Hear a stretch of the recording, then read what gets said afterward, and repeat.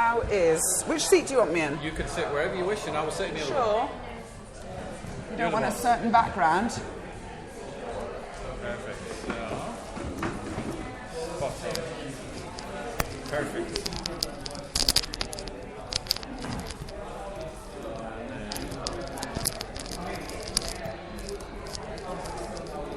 I don't want to sit on your heart, but I'll probably sit here. Oh, yeah, that would make sense, wouldn't it? I'd feel really bad if I sat on your heart. That That would be awful. I'd just ruin it all. I'd be like Yosemite Sam.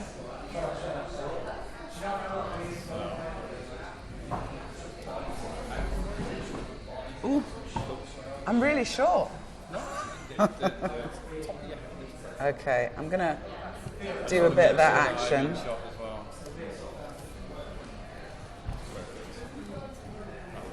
That works? I'll click mine in, and then we'll sit down and have a conversation. You know what? I should do a mirror check just for smartness.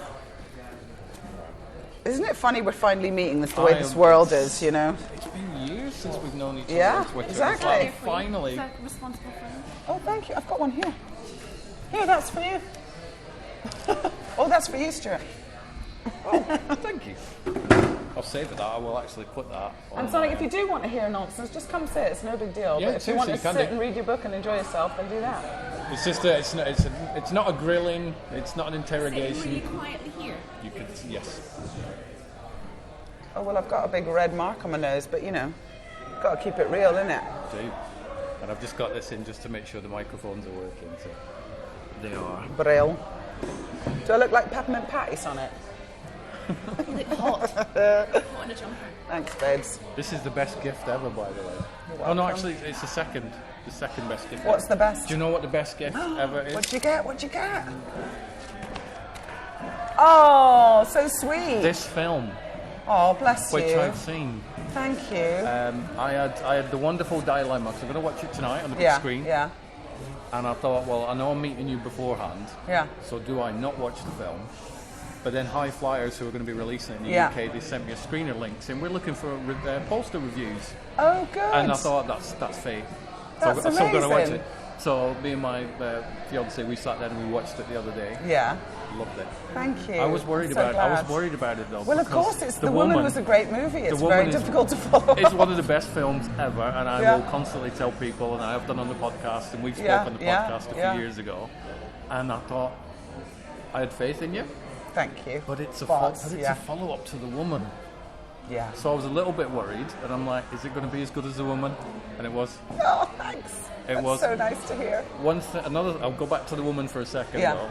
I'd never seen Offspring before I watched The Woman. I didn't even know Offspring Right, was yeah. a thing. Yeah. So I watched The Woman. It was there was a podcast that you were on years ago, All Horror, with Julie and Robin. You were on with them, and they mentioned The Woman.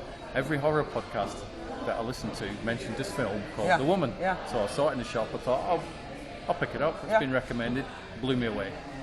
One of my favourite films ever. Yeah. Then I learned there was Offspring. Mm-hmm. I'm like, I'll watch that. Oh my God, The Woman works as a standalone film. Yeah. Darlin works wonderfully as a standalone film. I'm so glad to hear that, yeah. But it also works well as a follow-up to The Woman and a follow-up to Offspring. Right. I was so happy. Oh, good. I I'm was so so glad. happy. And it was, this is your writer-director debut?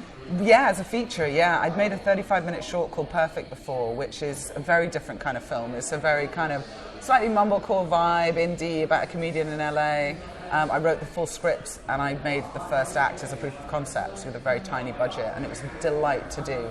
But I was playing the lead in that one, and it was really exciting to be offered the chance to make a feature with someone else's money. Nice. and especially such an exciting venture as to do a follow-up to The Woman. And originally the offer was just to direct, but I really wanted to write it because I wanted, you live with a film for a long time, and I just wanted to make sure that if Lucky wasn't writing it, if Ketchum wasn't writing it, that somebody who really loved and knew this world was writing it as well. So yeah, this is my first feature. How scary was it? How scary is it to become Pollyanna, the writer-director, as opposed to the actor? It's honestly more excitement than scariness because, like I say, what an opportunity to be given. I have so much respect for what Lucky did with The Woman and for the world that Ketchum created. And so to get an opportunity to take those reins was huge. But I recognise the first time, when it was suggested, I did go, bloody hell, how on earth would one follow up the woman? You really want to do it justice, and as a first-time filmmaker, you know, I was going to be learning a fair amount on the job, first-time feature filmmaker. But I just knew if I got the right team around me, you know, I was so excited to do it that it was much less fear and much more excitement. And I was very lucky that I had the opportunity to write it, that they liked the treatment, that everyone was on board with the script, that we had this amazing cast and crew. And being a director and kind of problem solving and leading and you know, changing things on the fly when the pressures of indie filmmaking, as it is, you know, it's always low budget and small amount of days, a few days, came up. I was just really driven by how hard everyone was working, and so it just was exciting and challenging and delicious. And now how's the reaction been to, because you've done various screenings? Yeah, it's been great. I mean, there are people, of course, who don't like the movie. There are people who feel that injecting too much humour into Ketchum's world was a bad idea for them. Some people object to the idea of the Catholic Church being the bad guy, that it's too obvious a thing. All sorts of things that I just think I disagree with firmly, and so I don't feel, you know, badly about that stuff. It's going to be a film that not everyone's going to love, but those who love it, I felt, were going to love it deeply. And so that's, as a filmmaker, that's the way that I like to make films, I think. You know, not a film for everybody, but a film that people can get really passionate about, who do love it, and it is for them, you know. So the reaction generally has been great. Mm-hmm. It's been amazing to see it with different audiences and to hear them react in the room. You know, I just love it. And I know it sounds a bit... maybe a little bit Pollyanna-ish, but that's my name, and I live up to it.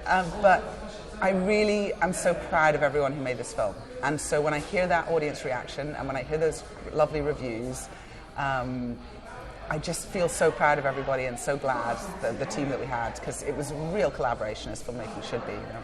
I've been so proud of you over the years as well, which times this is the first time we've met. Yeah. You know, you've been on the podcast, we've swapped many tweets, but watching your career grow.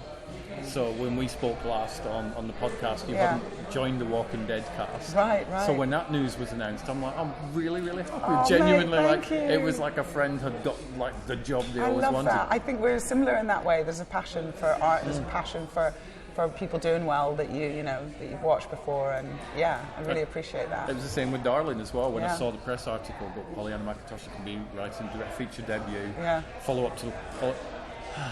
I'm looking forward to it, but it's a follow-up to The Woman. But please do an okay job. I don't want to hate it. I think if anybody else other than you or Lucky would have said, I'm going to do a follow-up to The Woman, I'd have been more nervous. Right. But I think with you or Lucky, it would have been, everything's going to be all right. Yeah. But you mentioned humour, and there is one of my favourite scenes in Darlin, other than the whole film, is when you get in the car. Yeah.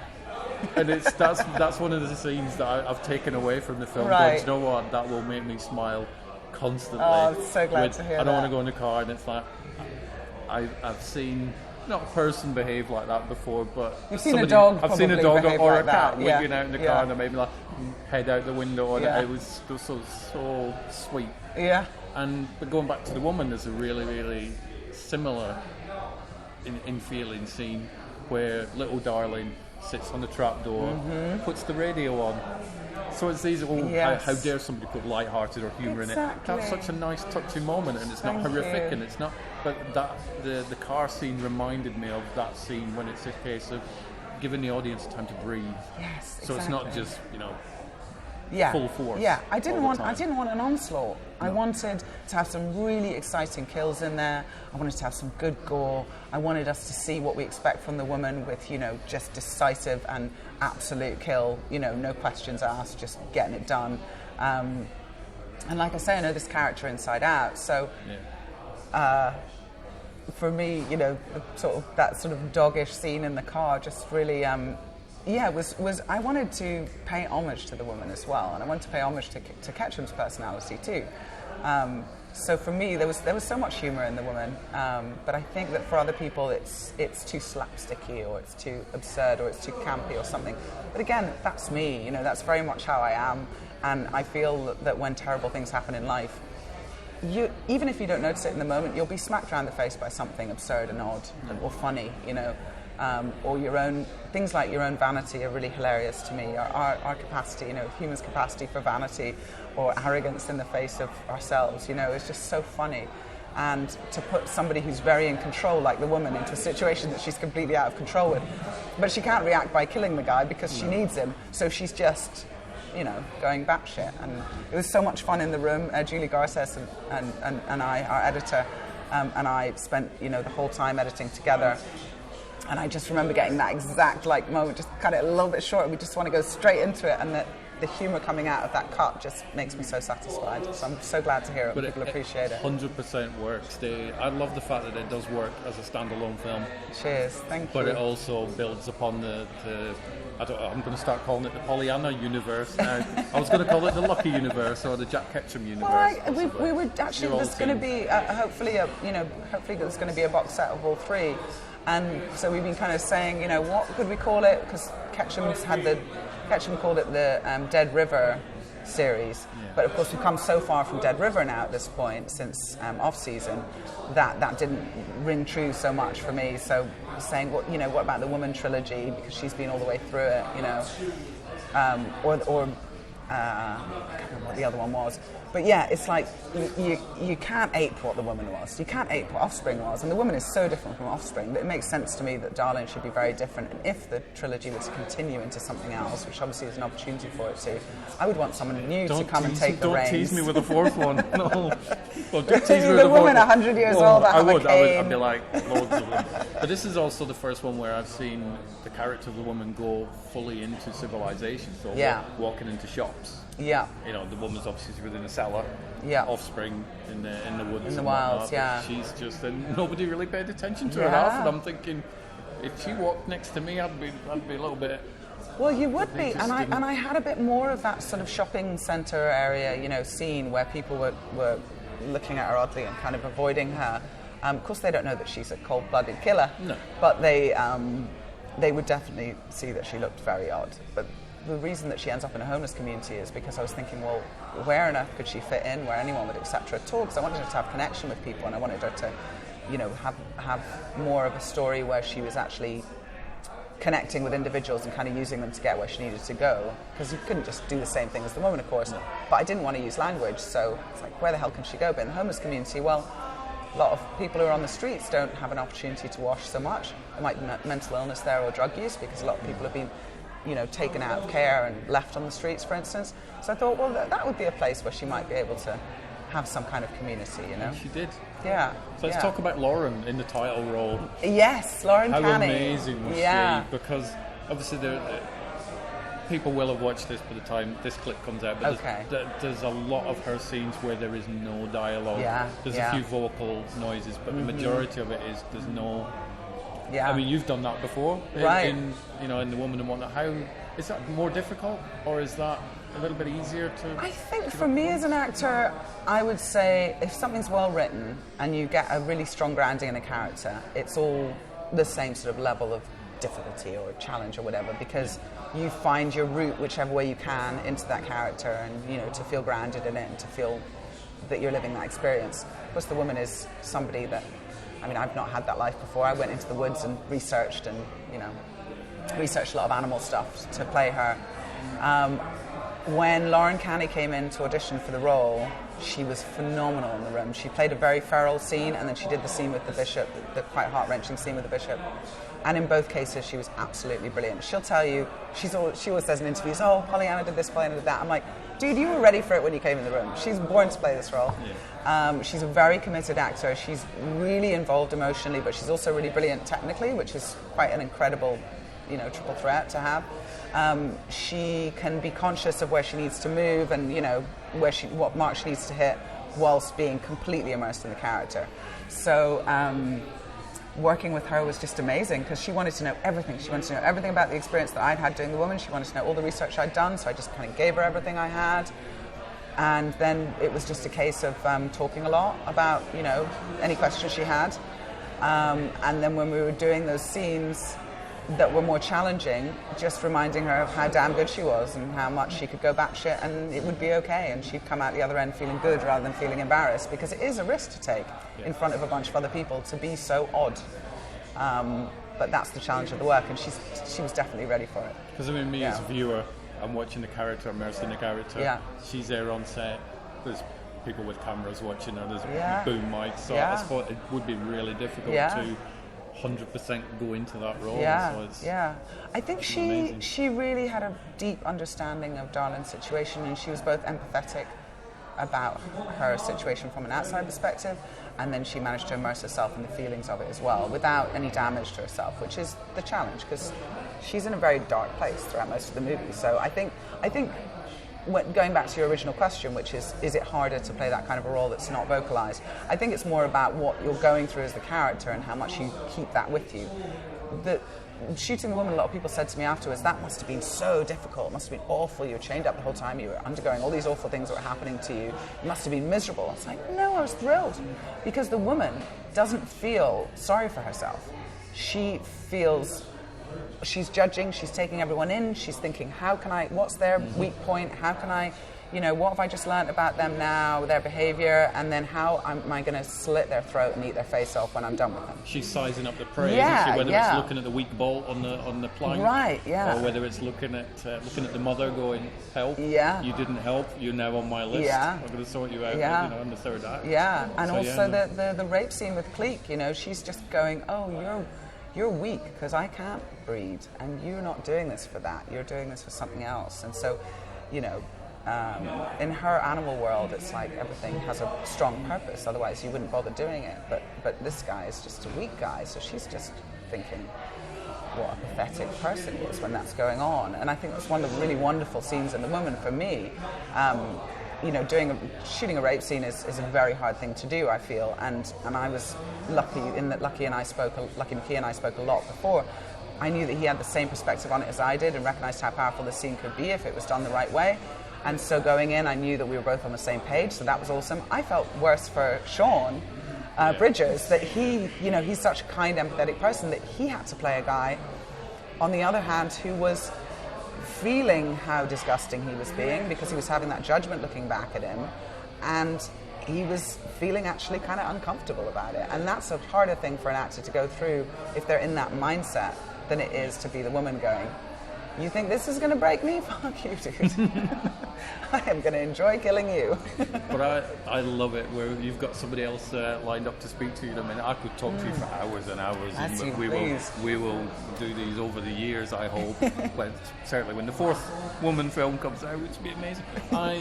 I didn't know that Jack Ketchum had passed away. I saw the dedication on the end of the film. Yes. And I'm like, no, so I went to IMDb and he had. So. Yeah, well, he was unwell for a while, and we weren't sure whether he was going to make it down to set or not. We were shooting, and he was quite quiet about what he was going through, but I knew that he was unwell during shooting, and he made it from New York to visit. It was December that we shot it, and he made it down. He had the biggest grin on his face during shooting, which was obviously a delight for me to see, especially with him in such ill health. And then he passed away in January, so it was very soon after. And obviously it was an absolute heartbreaker, and still, moves me so much to think of it. But Ketchum was someone who lived his life completely fully, and he was not only entirely immersed in his own work, but he was so supportive of other artists, and so encouraging of other artists to show respect to those that came before. So anyone who wrote to him that ever wanted advice, he'd answer. He just lived completely fully, and I don't think he had any regrets. Yeah. But it was touching, and it was really sad to see that, because I wasn't aware of it at the time. He was with us during the sound mix for sure. It was kind of weird. It was kind of magic. You've done his original writing proud. Thank you. So thank you to Lucky, to you, to Jack, to Lauren, to the entire cast of Darlin, The Woman, Offspring. Loved it. It's so awesome. Thank you. You've done well. Thank you. Fantastic. And I'm looking forward to watching it again on the big screen. Yay! So. Oh, good. Yeah. Are you doing a Q&A afterwards? Yeah, I'm going to do a Q&A after, and this is my 4th time at Grimmfest, I believe. So it's going to be really cool to see the crowd. And a lot of people have been coming up to me yesterday when I arrived and said, I've just caught up and watched The Woman again before seeing it. So it's really nice. Yeah. Brilliant. Yeah. Well, Thank shall I you. get on to the next one? Can I ask you to Yeah, sign totally. my Darlin poster? Sign if you your can Darlin. Sign there, because it's a black marker Yeah. pen, so it's a little bit... If you want the silver on the black, is that that'll that work works? too, yeah. Would you like me to make it out to you? Yes, please. Okay. And you're UART, aren't you? UART, yes. Yeah. Yay. Great to finally be able to catch up with you. Has that worked? Yes, it has. Yes.